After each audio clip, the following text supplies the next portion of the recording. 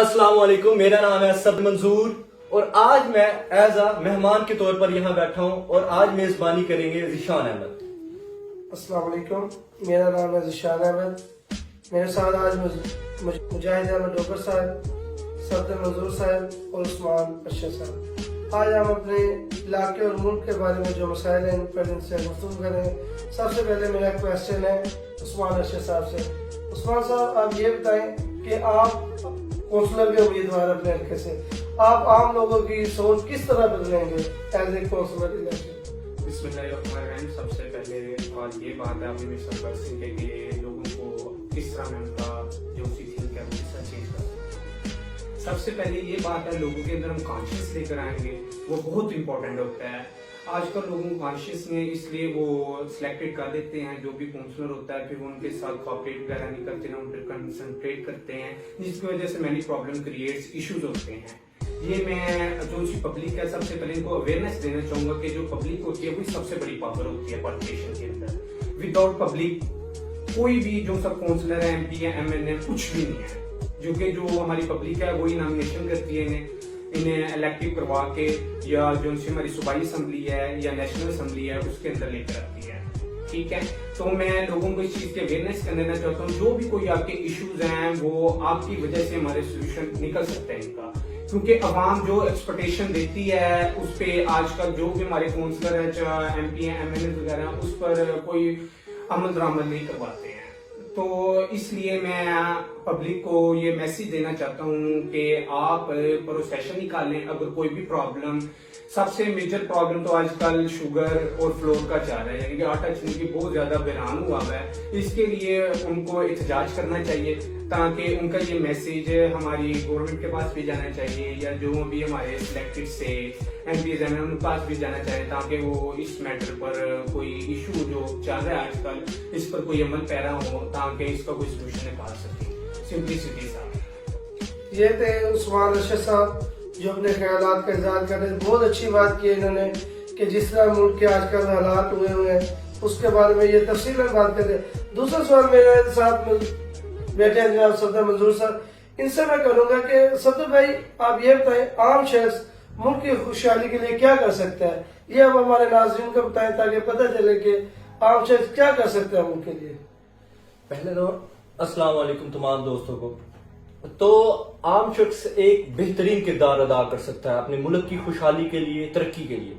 जैसे कि आपने मेरी पिछली वीडियो भी देखी होगी, तो मेरा यही कंसेप्ट है, यही नजरिया कि वो अवाम एक बहुत बड़ी ताकत है, बहुत बड़ी ताकत है। वो क्या ताकत है? वो एक इंसान को एक लीडर बनाती है, एक अच्छे इंसान को एक लीडर बनाती है। और एक आम इंसान के पास इतनी पावर है, वो शिनाख्त कर सकती है कि कौन सा इंसान कितनी कैपेबिलिटी रखता है कि इस मुल्क को, इस मुआशरे को कहां से कहां तक लेके जा सकता है।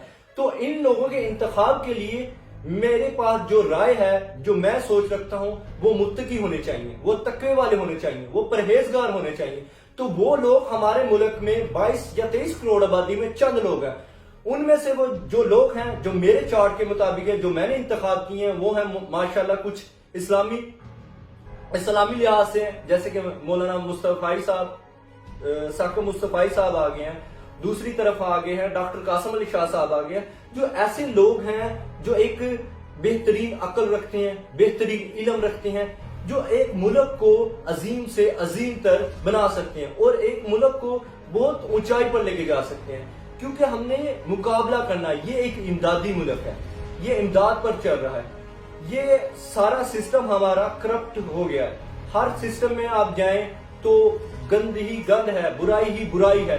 तो इस गंद और बुराई को खत्म करने के लिए ये इनकलाब भरपा करना पड़ेगा, ऐसे लोगों को हमने इंतखाब करना पड़ेगा ताकि ये निजाम बदल सके। अगर आपको ये मेरी राय से इख्तलाफ है तो आप यकीनन हमें कमेंट सेक्शन में लाजमी बताइएगा कि हम किन लोगों का इंतखाब करें। बहुत अच्छी बात की है सफदर मंजूर साहब ने, ये कह रहे थे कि अवाम सबसे बड़ी ताकत होती है। हमारे साथ तीसरे हमारे मेहमान मौजूद है जनाब मुजाहिद अहमद साहब, ये भी काउंसलर के उम्मीदवार। इनसे बात करेंगे कि किन लोगों का इंतखाब किया जाए इलेक्शन के अंदर। आप भी उम्मीदवार हैं, ताकि अवाम को पता चले कि माजी में जो सियासतदान करते रहे उनसे अवाम छुटकारा हासिल कर सके। बिस्मिल्लाहिर्रहमानिर्रहीम। सबसे पहले सब भाइयों को अस्सलाम वालेकुम। मैं माशरे को साफ सुथरा रखना चाहता हूँ। इसके और हमें चाहिए कि माहौल को साफ सुथरा रखें और हमें ये है कि हमने अपने माहौल को साफ करना है तो हमें एहतियात करनी चाहिए। क्या एहतियात करनी चाहिए? अब देखो मस्जिदों के सामने अक्सर लोग कूड़ा गिरा जाते हैं, वो देखते हैं तो मस्जिद है लेकिन कूड़ा क्यों गिराते हैं, लेकिन उनको ये नहीं पता कि ये मस्जिद है, इसमें हमने नमाज पढ़नी होती है। तो अल्लाह के घर के सामने कूड़ा नहीं गिराना चाहिए, ये तो पहले बहुत बुरी बात है। हमारे मोहल्ले में ज्यादातर यही हो रहा है, हमारी मस्जिदों के सामने कूड़ा गिर रहा है, इसका एहतियात करनी चाहिए। और इसके अलावा भाई जिशान ने आपको बताया है कि मैं स्कूल मोहल्ला से इलेक्शन लड़ना चाहता हूँ, इसका यही है कि हमें कोई रिस्पॉन्स नहीं मिल रहा था कहीं से, और यही वजह है मुझे इलेक्शन में हमें है कि जो से ये लोग हैं जो से मिडिल पास हैं उनको नौकरियां मिल रही हैं। एमए एफए और बीए जो पढ़े लिखे हैं उनको नौकरी बिल्कुल नहीं। क्यों? क्या वजह इसकी? ये है कि सिफारिश। अब सिफारिश कैसे? जिसके पास सरमाया है वो पैसे देता है और सिफारिश करवा लेता है। हम जैसे लोग जो उनसे सिफारिश नहीं करा सकते और वो बेरोजगार पढ़े लिखे बेरोजगार भी रहे हैं। अब मुझसे अंदाज लगा लो, मेरा माशाल्लाह एक छोटा सा कारोबार है, उसमें मैं अपना गुजारा बहुत अच्छी तरह कर रहा हूं। और देख लो अब कुछ लोग ऐसे हैं, हमारे दोस्त ही हैं, हमारे अंदर ही हैं, जो उनसे पढ़े लिखे हैं, उनको कोई रिस्पॉन्स नहीं मिल रहा, उनको नौकरी नहीं है, वो फारिग फिर रहे हैं। तो इतने अरसा मेहनत करने के 15-20 साल पढ़ाई के बाद, अब पढ़ाई के बाद कोई रिस्पॉन्स नहीं, वो तो बहुत मुश्किल बात है, ये बहुत बुरी बात है। हमें चाहिए कि इस निजाम को बदलना चाहिए। सिफारिश और जोन सा ये पैसे ले दे कर नौकरियां लग रहे हैं, ये बदलने चाहिए। बहुत अच्छी बात की है जनाब मुजाहिद साहब ने। वो पाकिस्तान की जो अवाम की एक तर्जुमानी कर रहे थे एज ए लीडर। यही चीज होती है जो लोगों के दरमियान अवेयरनेस पैदा करती है कि किस तरह हमने अपने हक के लिए बोलना है। बड़ी अच्छी बात की है कि सिफारिश कल्चर को हमने तब्दील करना है। मेरा सवाल एक सदर साहब से है, क्या हम किस तरह इस चीज को सब जो है, आप देखते हैं कि 70 साल से पीछे जो जब से पाकिस्तान बना है वो 150-200 खानदान पाकिस्तान में बरसरे इक़्तिदार बरसरे हुक्मरान है। किस तरह नए लोग सामने आ सकते हैं? इसकी कोई मिसाल आपके पास हो? किस तरह हम अवाम का जो माइंड सेट चेंज कर सकते हैं कि अवाम जो है इन पुराने और जो घटिया सियासत है उसे निजात हासिल कर सके? जी देखें, ये तो पहले तो अवाम को शऊर नहीं था। जब तक अवाम को शऊर नहीं ना आएगा तो ऐसे लोग फिर दोबारा से दोबारा, यानी कि वो सिलेक्टेड होते रहेंगे, सिलेक्टेड होते रहेंगे, जो भी होते रहेंगे, ये इक़्तिदार में आते रहेंगे। ये जब तक हमें शऊर नहीं आता तो ये लोग आते रहेंगे। शऊर कैसे आएगा? हमें इन लोगों की पढ़ना पड़ेगा, इनकी शख्सियात को पढ़ना पड़ेगा, इनके अमाल को पढ़ना पड़ेगा, इनके किरदार को पढ़ना पड़ेगा। एक लीडर वो नहीं होता जो अपने मुल्क को सारा लूट जाए, खत्म कर जाए और दूसरे ममालिक में जाकर अपनी एक बड़ी अजीम प्रॉपर्टी बना दे और अपनी अवाम एक खस्ता हाल जिंदगी गुजारे। तो ये लीडरशिप नहीं होती है।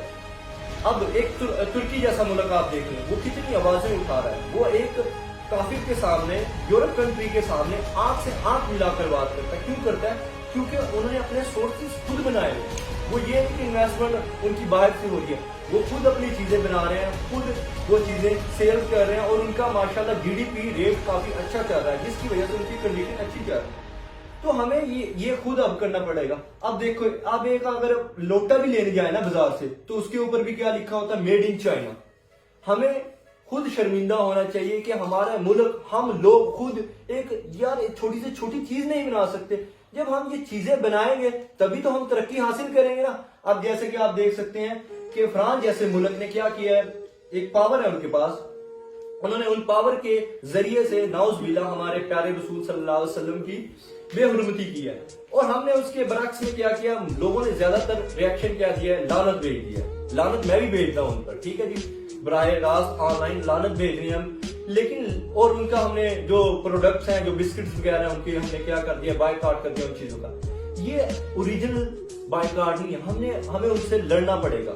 پہلے مسلمان اگر کوئی ایسا کرتا تھا تو جنگ کی جاتی تھی, ان کی سر قلم کر دیے جاتے تھے, انہیں بتایا جاتا ہے کہ ہم مسلمان ابھی تک زندہ ہیں.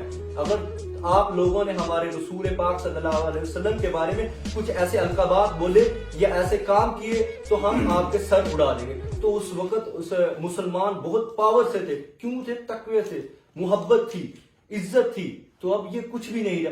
آج مال دولت, آپ گھر دیکھ لیں لوگوں کے کتنے عالیشان گھر بن چکے ہیں. گھروں کو عزت دی جا رہی ہے, دولت کو عزت دی جا رہی ہے, گاڑی کو عزت دی جا رہی ہے.